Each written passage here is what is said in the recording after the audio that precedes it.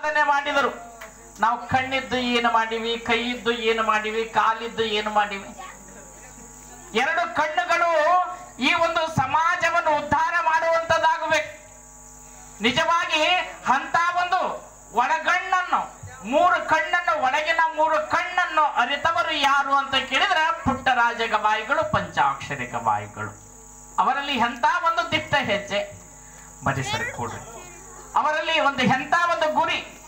ಪ್ರತಿಯೊಬ್ಬ ಮನುಷ್ಯನಿಗೆ ಗುರಿ ಬೇಕು. ಗುರಿ ಇಲ್ಲ ಅಂದ್ರೆ ಅವ ಮನುಷ್ಯನೇ ಅಲ್ಲ. ಗುರಿ ಇದ್ದು ಗುರಿ ತಪ್ಪಿದರೆ ಗುರಿಯನ್ನು ಸಾಧಿಸಬಹುದು. ಗುರಿಯೇ ಇಲ್ಲ ಅಂದ್ರೆ ಅವ ಮನುಷ್ಯನೇ ಅಲ್ಲ. ಅಂತೆ 12ನೇ ಶತಮಾನದಲ್ಲಿ ಅಣ್ಣ ಬಸವಣ್ಣನವರು ಗುರಿಯನ್ನು ಇಟ್ಟುಕೊಂಡು ಅನುಭವ ಮಂಟಪವನ್ನು ಕಟ್ಟಿದರು. ಸರ್ ಎಂ ವಿಶ್ವೇಶ್ವರಯ್ಯನವರು ಗುರಿಯನ್ನು ಇಟ್ಟುಕೊಂಡು ಕನ್ನಂಬಾಡಿ ಆಣೆಕಟ್ಟು ಕಟ್ಟಿದರು. ಹಾಗೆ ಗಾನಯೋಗಿ ಪಂಚಾಕ್ಷರಿ ಗವಾಯಿಗಳು ಗುರಿಯನ್ನು ಇಟ್ಟುಕೊಂಡು ಗದಗಿನಲ್ಲಿ ಸಂಗೀತ ಪಾಠಶಾಲೆ ಮಾಡಿದರು. ಹಾಗೆ ನಾವು ಗುರಿಯನ್ನು ಇಟ್ಟುಕೊಂಡು ಯಾವತ್ತು ನಾವು ಒಳ್ಳೆಯ ಹಾದಿಯನ್ನು, ಮುಂದೆ ಗುರಿ ಇರಬೇಕು, ಹಿಂದೆ ಗುರು ಇರಬೇಕು, ಅಂತ ಸಾಧನೆಯನ್ನು ಮಾಡಿಕೊಂಡು ಮನುಷ್ಯ ಜನ್ಮ ಸಾರ್ಥಕ ಮಾಡಿಕೊಳ್ಳಬೇಕು. ಮನುಷ್ಯ ಜನ್ಮ ಸಾರ್ಥಕ ಮಾಡಿಕೊಳ್ಳಬೇಕು. ಪುಣ್ಯ ಪುರುಷರೇ, ಈ ಕಿವಿಲಿ ಕೇಳಿ ಈ ಕಿವಿಲಿ ಬಿಡುವುದು ಅಲ್ಲ.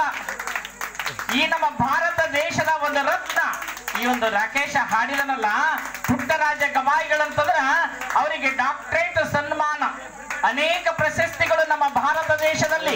ಕನಕ ಪುರಂದರ ಪ್ರಶಸ್ತಿ ವಿಜೇತರು, ಅಂತ ಒಂದು ಅನೇಕ ಪ್ರಶಸ್ತಿ ಪಡೆದವರು. ಸಾಕು, ಚಪ್ಪಾಳೆ ಹಾಕ್ರಿ ಅಂತಂದ್ರ ಹುಡುಗರು ಹಂಗ ಬೆಳಗನ ಹಾಕುವಂತ ಇದ್ರಂತ. ಒಂದ್ ಕಡೆ ನಾನು ಯಾವತ್ತು ಪುರಾಣ ಹೇಳವನೇ ಇದ್ದೀನಿ. ನಾನು ಪುರಾಣ ಹೇಳಕ್ ಹೋದಾಗ ಚಪ್ಪಾಳಿಗೆ ತಟ್ರಪ್ಪ, ಚಪ್ಪಾಳಿಗೆ ತಟ್ರಿ ಅಂತಂದ್ರ ಎಲ್ಲರೂ ಸುಮ್ಮನೆ ಕುಂತರು. ಒಂದು ಹುಡುಗ ಕಿಡಿಗೇಡಿ ಬೆಳಗನ ನನ್ನ ಪುರಾಣ ಮುಗಿಯತನ ಚಪ್ಪಾಳಿಗೆ ಹಾಕುವಂತಾನೆ ಇದ್ದ. ಮಾರಾಯ, ನಾ ಹೇಳಿದಕ್ಕೆ ಸಾರ್ಥಕ ಆಯ್ತು, ನೀವು ಒಬ್ಬ ಚಪ್ಪಾಳಿ ತಟ್ಟಿಯಲ್ಲ ಅಂತಂದೆ. ಸರ್, ನೀವು ಹೇಳಿದಕ್ಕೆ ಹಾಕಿಲ್ರಿ ಮುತ್ತೇರಿ, ನನಗೆ BP ಶುಗರ್ ಅದ, ಡಾಕ್ಟರ್ ಚಪ್ಪಾಳಿ ಹಾಕಂದಾರ, ಅದಾಗ ಹಾಕಿ ನಾನು ಅಂತ ಪರಿಸ್ಥಿತಿ. ಮತ್ತೆ ನೀವು ಹಾಕಕ್ಕೆ ಹೋಗ್ಬೇಡ್ರಿ ಯಾವತ್ತು ಸಮಯ ಸಂದರ್ಭ ಬಂದಾಗ. ಭಾರತ ಅಂದ್ರೆ ಇದರ ಅರ್ಥ ಏನು? ಯಸ್ಮಿನ್ ದೇಶೆ ಜ್ಞಾನ ವರ್ಧತೆ ಸ ಏವ ಭಾರತ. ಯಾರಲ್ಲಿ ಜ್ಞಾನ ಇರ್ತದ, ಎಲ್ಲಿ ಜ್ಞಾನ ಇರ್ತದ ಅದುವೇ ಭಾರತ. ಬೆಂಗಳೂರು ವಿಧಾನಸೌಧದಲ್ಲಿ 221 ಜನ ಇರ್ತಾರ. ರಾಜಕಾರಣಿಗಳು ಜಗಳ ಆಡೋರು ಯಾರೋ, ಗುದ್ದಾಡೋರು ಯಾರೋ, ಪುಸ್ತಕ ಹರಿಯೋರು ಯಾರೋ, ಗಲಾಟೆ ಮಾಡೋರು ಯಾರೋ.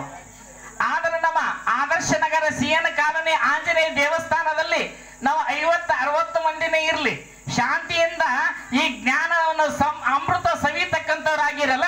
ನಿಜವಾದ ಭಾರತ ಇದುವೇ ನಿಜವಾದ ಭಾರತ, ನಿಜವಾದ ಭಾರತ.